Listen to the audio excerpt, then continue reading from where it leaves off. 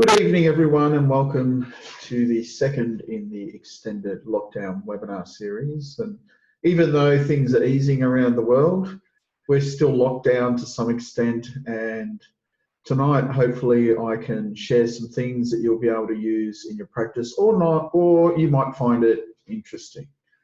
Tonight, we're going to cover the topic of the energetics of conception.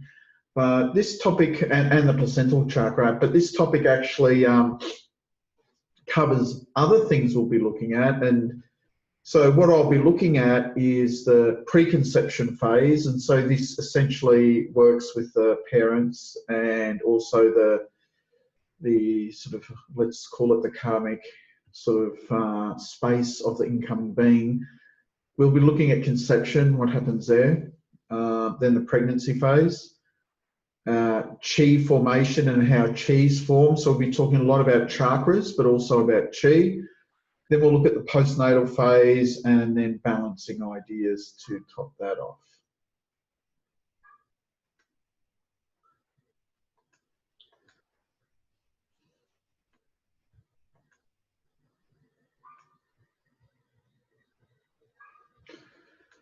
So,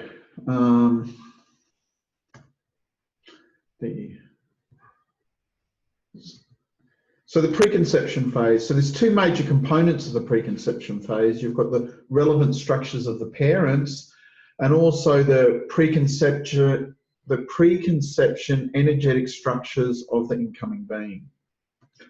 So when you look at the parents and the incoming being, where there's two things we can actually look at. One is the physical component, you know, how is the reproductive systems of the parent. We won't be really talking about that, but I'll just mention it. And the other thing is the psycho-spiritual energetic structures that are involved with the parents, such as the link chakra, the sacral chakra, gonadal chakras, the pericardium meridian, the vital channel, and the Ida and Pingala nadis, which are all things that are drawn from the Indian and Chinese traditional knowledge, but also that I've synthesized over time and with some help of my friends out there, actually put together a whole model of the energetics of conception. Obviously, with the reproductive system, you need to have the reproductive glands need to be good, the hormonal system, immune system, nutrition and toxicity all need to be stabilized, but that would be something you would cover with another type of health professional, maybe a naturopath or a nutritionist or something like this, whereas doing the energy work is the domain of the kinesiologist. So first we're going to look at chakras, and understanding chakras is, you know, like I've spoken a lot about chakras and a lot of people out there have heard my talks on chakras and maybe you haven't. But what we have is that, you know, when you decide, well, what is a chakra, or you try and talk about what a chakra is, a lot of people will talk about chakras as energy centers. The word actually means spinning disc from Sanskrit. This because they spin. But the way I see them is that they're centers of energy exchange, like we interact with people on an energetic level through chakras. So chakras have yin and yang component. So when they're balanced, the yin is about how you receive energy. So when you receive energy from someone, and the yang is about giving energy. And see, when chakras are balanced, you should give and receive energy in an appropriate manner, at the appropriate amount, at the appropriate time. Chakras, when they're balanced, act appropriately. And that means that you can give and receive energy when it's appropriate. And you don't always use a chakra all the time. If you did, it would be out of balance. So yin balance is about being able to receive the energy in its correct amount when it's appropriate. The yang balance is about being able to give the energy in its correct amount when appropriate. And, you know, if you look at, say, something like the throat chakra, which is the one I always pick on when I'm doing examples, because each chakra has a different energy, and that's how you define different chakras. And so when we talk about the energy, we're talking about every chakra has a different quality of energy, and that's what you have to remember. Every chakra has a different quality of energy. And so the throat chakra, it's the energy of communication. So when your throat chakra is balanced, you can communicate well. How many people out there feel they can communicate well all the time, or maybe with your partner or parents or your siblings or your children or your work colleagues? Ever have miscommunications? I'm sure you've all had that experience. But proper balanced communication requires a proper balanced throat chakra. So when you're communicating properly, what happens is, you know, the yang, I can express myself, I can give to you the energy of my communication of what I'm trying to say to you. Where the yang is, I can receive from you. So that means I can hear you and I understand what you're trying to say to me. Okay. I'm always fascinated when I'm working overseas. You watch translators work. I mean, they have to have a spot-on throat chakra because they have to receive the information in one language and then express it in another language. And usually they're receiving in the language that's not their native language. So that's kind of interesting. With the parents, what's important, so now we're going to look at the chakra system of the parents. And so the sacral chakra is important. So why is the sacral chakra important? The sacral chakra is important because, you know, all the 7 major endocrine chakras are connected to endocrine glands. And the endocrine gland of the sacral chakra is the reproductive system.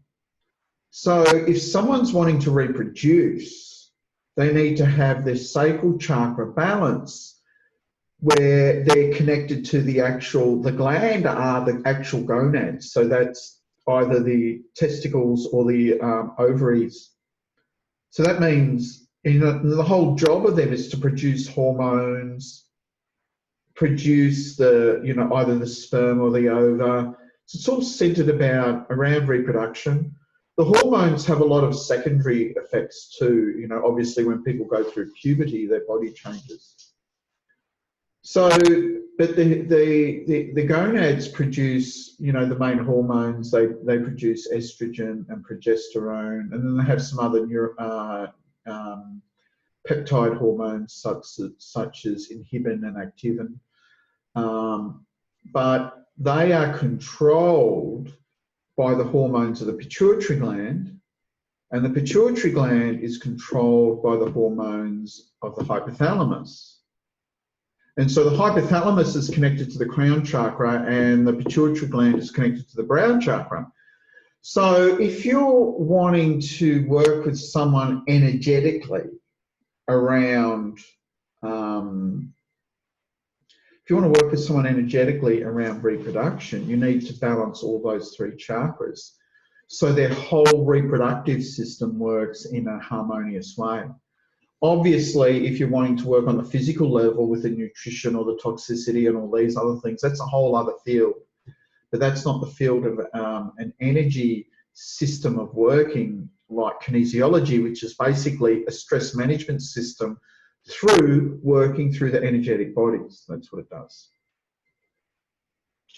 The other chakra that's important comes from the minor chakra system, and that's the gonadal chakra, which you can see down here. You can see this is a bloke, obviously. The gonadal chakra is slightly different in men and women, obviously, because the gonads in men hang a bit lower, you know, than the testicles hang lower than the ovaries of the female.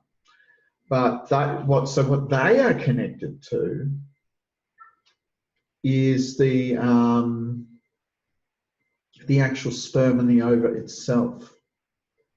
And so the gonadal chakra is about the fertility. And one of the biggest problems today is, you know, with problems with fertility is sperm quality, sperm motility. And, you know, and the sperm are actually just, you know, I call them DNA delivery mechanisms. They're basically, you know, your, you know, FedEx delivery, or they can be a snail mail, depending how quickly the sperm gets there, you know what I mean? But it's, you know, they're just really a package of DNA, and everything about the sperm is about transporting the DNA in the hope that it finds the ova. And there's millions of sperm all competing for the one ova. And then if there's a conception, one of them gets in and basically releases the DNA, because the ova has the basics of a cell, except it only has half the DNA material, and so it needs that donation from the sperm. So the gonadal chakra is about fertility, and energetically or psychospiritually, it's about having a fertile mind. And, you know, one thing I noticed with the gonadal chakra is that, you know, people who are very fertile in their mind, you know, like they have a lot of ideas, good ideas, not too many ideas, and or otherwise, if they're bereft of ideas, that's an imbalance as well. But they have to have the right amount of ideas. And so that's what the energy, the psycho-spiritual components of the gonadal chakra are.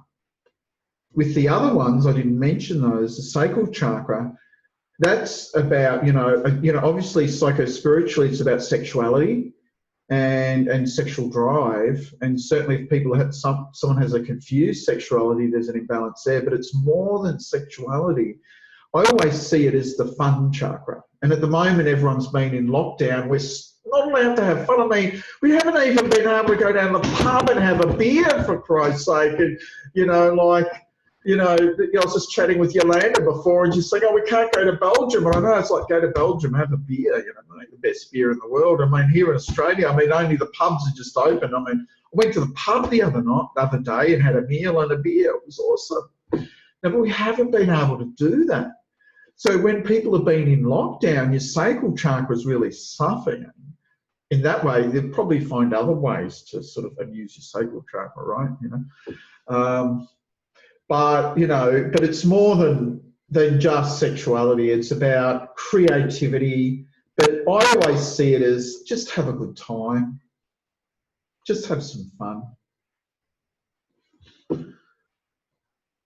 Up here, the brow chakra, this is the chakra of knowledge and wisdom. And it's also the teacher and student. So, you know, it's about learning. Like, you can hear what I'm saying, but do you truly understand what I'm trying to teach you?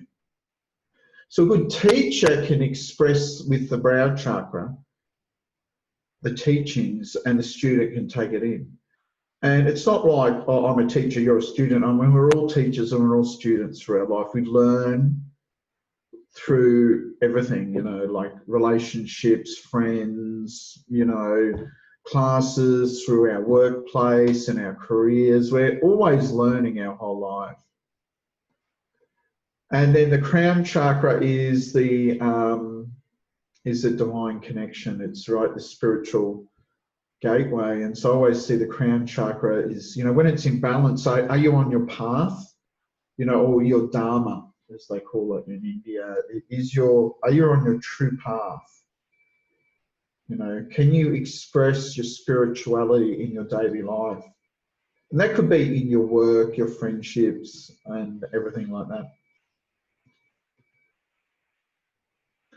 The other thing that's important is the vital channel. Along with central and governing, the vital channel actually is one of the first channels that's formed when you're conceived and you get the splitting of when you get the first cell division. And so the vital channel is very important for the vitality of the sperm and the ova.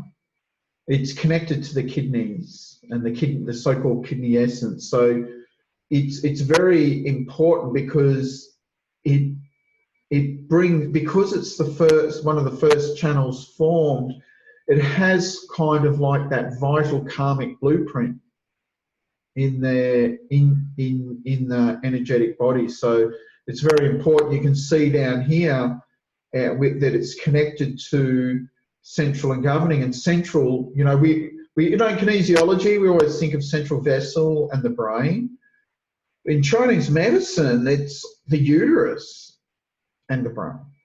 But it's more about the uterus. And that's why when I wrote Principles of Kinesiology, I actually found a central vessel uterus. And in males, it's the prostate gland. So, and so there's this whole thing about, if the vital channel in both parents is in balance, you can have problems with the whole ability to conceive. The other important meridian in the parents is the pericardium meridian, because the pericardium meridian is associated with the reproductive system, also circulation, and some people call it the circulation sex meridian, but I prefer to call it pericardium, but it's actually connected to the reproductive system. So, again, if you're wanting to balance someone wanting to have a baby, you need to make sure the pericardium meridian is working. The other one is the link chakra, and this is an interesting story. And the people, I know there's some of the people there from Belgium and Netherlands will never forget this story. And it's always got a connection for me there because, I was talking about it one class when I was teaching this there, and they drew it out of me, and I worked on one of the students with the link chakra, because the link chakra is basically, it's a vehicle for the soul to come in through conception. So if you have a look at this, here, this is the energetics of conception. Here you've got the sperm and the ova. I've exaggerated the size of the sperm, by the way. It's really much smaller, but hey, I'm male, right? And the link chakra is like the vehicle for the soul to come in when you've got a conception. And if the link chakra is out of balance, especially in the mother, it's like, it's like when a couple are trying to conceive, and this happened to me. It was wild. 2 times in a row I did this class balance demonstration when we started talking about it. And,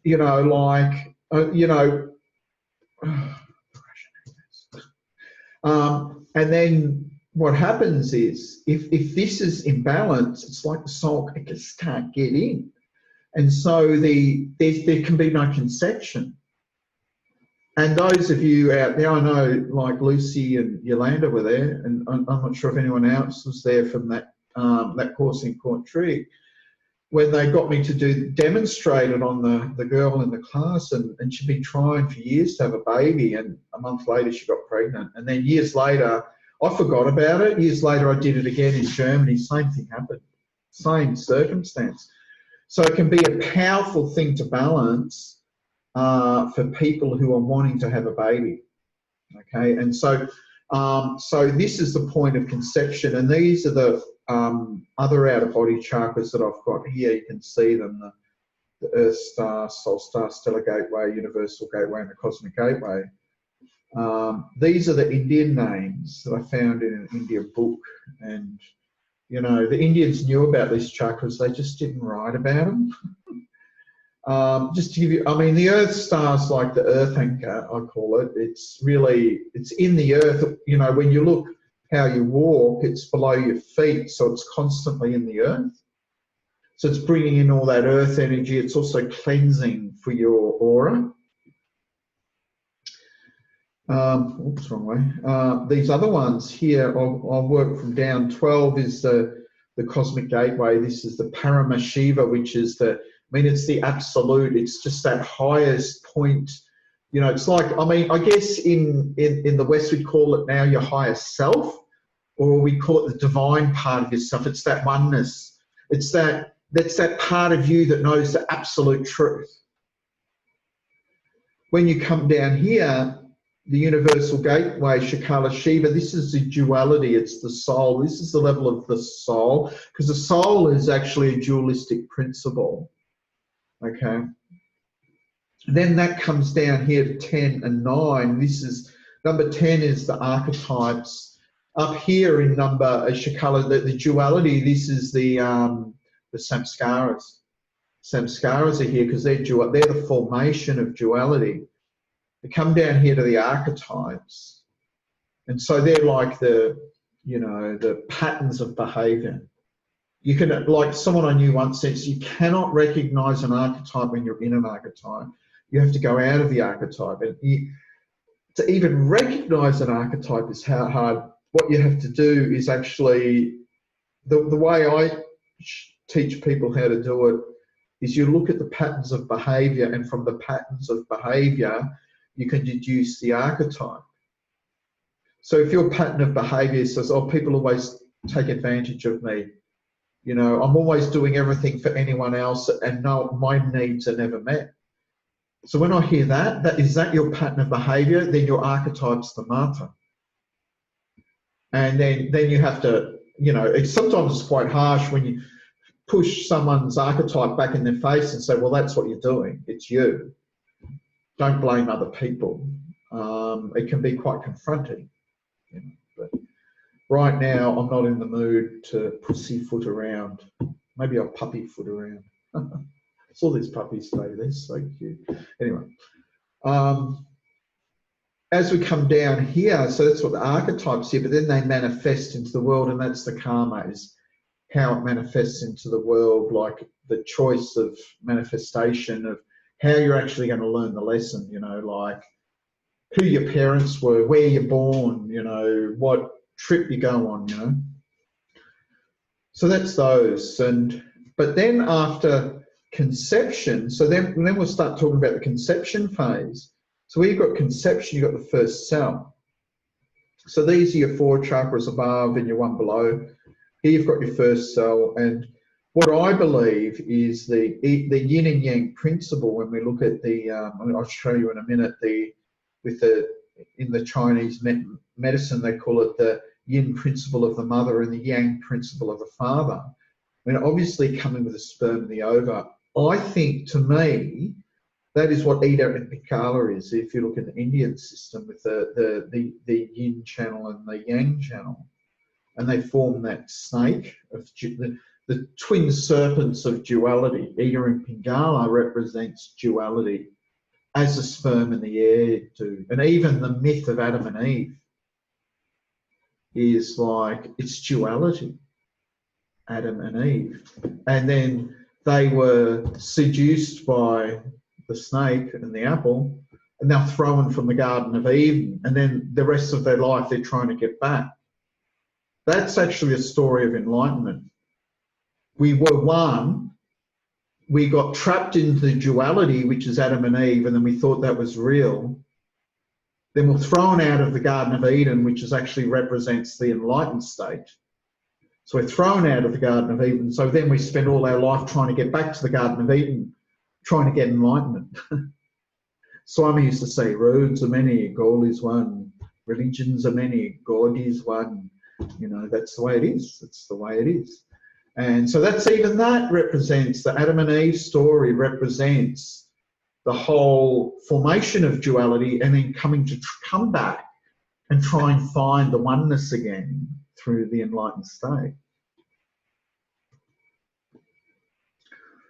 So when you come and look at this, you can see you've got this first cell, and Ida and Pingala, they've come from the sperm, and you've got the formation of the first chakra, which is the placental chakra.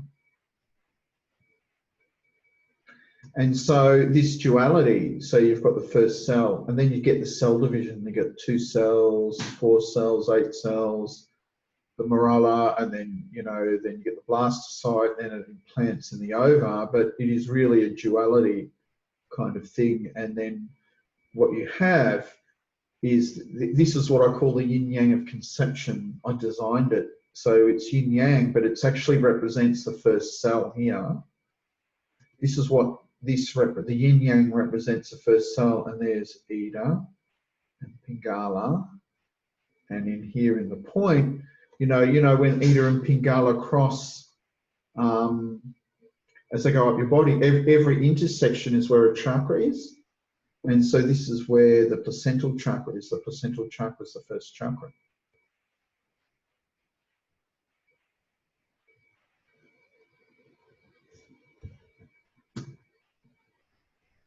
So looking at this is my diagram. You may have seen this before. I'll wheel it out every now and again. But talking about it up here, you've got the yang essence of the father and the yin essence of the mother. So that essentially represents the Ida, which is yin, and Pingala, which is yang, and then they form the conception essence of the fetus, which is represented in this first cell here. This first cell, the conception essence, and it's connected to the placental chakra. Oops. And so this is where the placental chakra is. And so the placental chakra is the issues of the placental chakra are nurturance. And I always look at it in two ways, because you can look at it, you know, with nurturance, and especially as you think of the mother-baby nurturance we're talking about. And even with it's not just the mother, it's the father too, or it's the parents, it's even the elders. And certainly I sort of really observed it when I watched my kids grow up, because my youngest son was born, we had home births, and he was born in the mother's parents' house, and it was the house that she grew up in, the mother, and had been their house, and he was born in that house. So, and so both the kids spent a lot of their early childhood in that house. They had a really strong nurturing bond with their grandparents. And so it's not just the parents, it's the grandparents too, and anyone else who's plays that parental role where you provide nurturing for the child. And the child, you know, like the parent-child relationship is not an even relationship. Who's ever had that to be an even relationship? You don't ever do, you know, your children can never do for you what you did for them, or you can never do for your parents what they do for you. I mean, you can help them, and certainly, you know, especially when my father was in his last year of his life, I certainly did a lot to help him out of duty. You know, I just knew I had to do it as my duty as a son. But what you see is that you can never, in a normal relationship, you can never give back. The child can never give back, and so they shouldn't. You know, I always said the role of a parent is to prepare your children to be adults, and then if they have children, then it's their turn, and so you give nurture. And they can give gratitude back. That they can give back. So, you know, I remember once, you know, one of my youngest son, when he was in high school, it was my birthday. You know, we've got down here in Moorlambar, we've got this French patisserie. They make the best cakes like you've ever had in your life. You know, honestly, you know, these two gay French guys, I mean, they make the best cakes. I mean, oh my God. And he went and he ordered a cake and paid for it out of his money that he made from his job, and he bought me this cake. He was about 14, and it was so beautiful, you know. It was just really a little bit of gratitude for what I'd done, you know. They write me a card sometimes thanking me for what I've done for them, and you know, and that's, you know, to me is what you expect, and I don't expect anything more. That's my job. And so the thing is, as a parent, you give the nurturing energy through the placental chakra, and then through the placental chakra of the child, they receive the nurturing energy. then they give back the gratitude, and the parent receives the gratitude, you know, and feels rewarded and good about that. You know, how many parents, all the things I've done for you, what have you done for me? My stepfather used to say that. And I was just like, I mean, I was 15. I mean, all the things, you know, I was like, oh my God, you know, it was out of balance, you know. And that's the way it is. It's like, so when you work with the placental chakra, you've got to understand the relationship between the child and the parent is not even. As you get older and you get in intimate relationships especially, you know, you do nurturing, but then as adults, if you're, say, got a partner, it's an equal partnership. You know, when one person needs nurturing, you give it, the other person receives it, and then you give gratitude, but then it could be the other way around. The other person needs nurturing, you give it, and then you give gratitude. And so that's, you know, so it's really important, you know, all of this is important because what happens in your childhood then translates into your actual intimate relationships as you get older and older. So you may have seen this picture, we just sent it out recently, and I had this done. I actually commissioned this from the artist, and they used to live across the road from me. I wonder if Penny's still out there. Anyway. And it's interesting because, you know, with the placental chakra, and you can see here's the placenta and the placental chakra and the umbilical cord. You've got this thing here. It's like, I had this drawing one day. I remember I was flying from Frankfurt to London.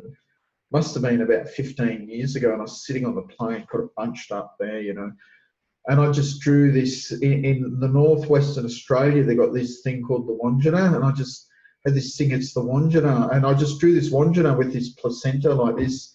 So I commissioned it because I don't know how many people have heard of the lotus birth, and it's something that, I mean, we did it with my children, the two boys, and at the time when the mother was pregnant with the first, we met these people at Confess, and they were into this lotus birth, and I didn't, and it was just, I was about to start studying kinesiology.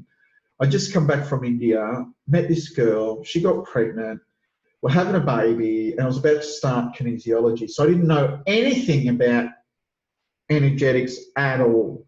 You know, I didn't learn about chakras when I was in India. I didn't really learn much about anything. I used to just sit in the ashram, and it was like my chakras used to just get, I think they got kind of attuned in that space. But I mean, I read a lot, but just more about religions and stuff, not about, you know, things like chakras and nadis and kundalini or anything like that, you know. And so what they do with the lotus birth is, after the child's born, you don't cut the cord and you let the placenta and the umbilical cord dry. You have to salt it until it naturally breaks off. And so we did this. And it's kind of interesting because now that I understand the energetics, you can see here you've got the chakra. That means there must be a nadi going along the umbilical cord. And so when a child is born, you know, the placentas, I don't know if anyone's ever witnessed a birth, the placentas are really live. And so the idea is that when you don't cut the cord, the chakra actually integrates into the navel and becomes the navel chakra, which is between the solar plexus and the sacral chakra. Okay. And it's kind of empowering because you're letting the child let go. And so I just thought, oh, maybe the lotus children or the Wandjina, that you know, in the dream time back in, you know, back in those days that they were talking about. Anyway, that's where the picture came from. That was the idea behind it. And then I met this person, and then she drew the angels around the chakras, but Here's the first cell. You can see there with the Ida and Pingala. Here's the 4 chakras above, and then the one below. Uriel was drawn as the earth, because he's the angel of the earth. You know. So, anyway, that's where that came from. So,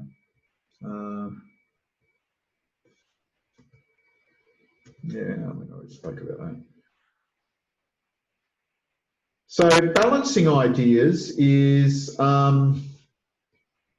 you know, you've got to balance the reproductive system in the parents. You have to balance the sacral chakra, which is connected to the gonads. Obviously in the parents, the brow chakra and the pituitary gland, the crown chakra, the link chakra, especially in the mother, because we've found that it's like literally balance the link chakra, get a baby. It's happened a few times, you know, and the pericardium meridian. And because they're the things that you can balance for that.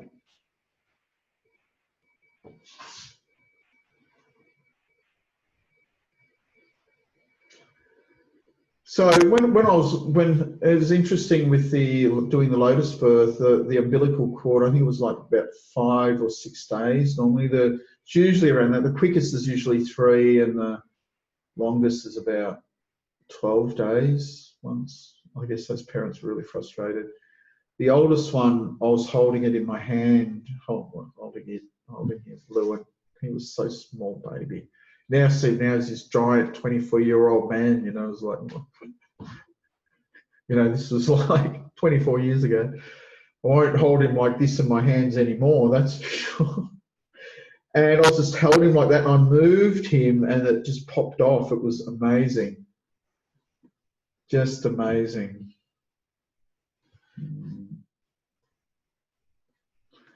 So, anyway, so I hope you've enjoyed the talk, and that's my talk about the energetics of conception. So we'll see you next time.